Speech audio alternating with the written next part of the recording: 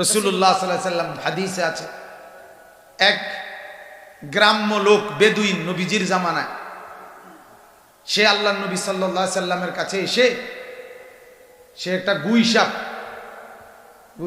আমরা দেশে কি কয় হিঙ্গুল, মানে বিভিন্ন জঙ্গল টঙ্গল থেকে দৌড় দিয়ে বাইর হয়েছে লম্বা এগুলা, এই গুইসাপ এরকম একটা মরা গুইসাপ শিকার করছে, সে মারা গেছে।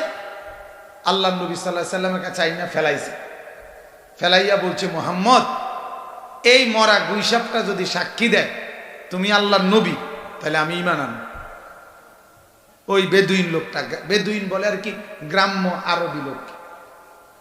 আল্লাহর নবী সাল্লাল্লাহু আলাইহি সাল্লাম বললেন, আইয়ুহাদ দব, এই দব্বুন শব্দের অর্থ হইল গুইসাপ।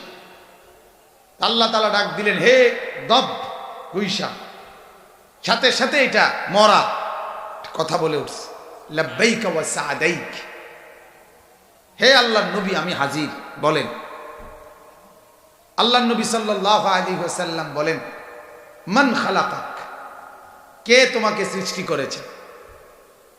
তো তখন ওই গুইসাপ বলতেছে, খালাকানি ওয়া খালাকাকা রব্বুস সামাওয়াতি ওয়াল আরদ, আসমান আর জমিন যিনি সৃষ্টি করেছেন তিনি আপনাকেও বানিয়েছেন, আমাকেও বানিয়েছেন।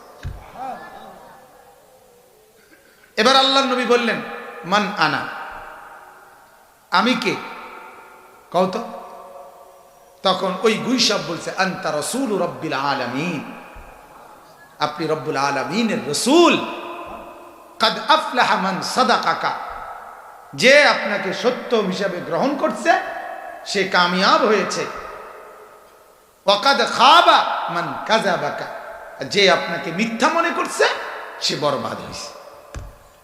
ফা আসলামাল আরাবী, হাদিসে আছে তখন ওই গ্রাম্য লোকটা কালেমা পড়ে মুসলমান হয়ে গেছে।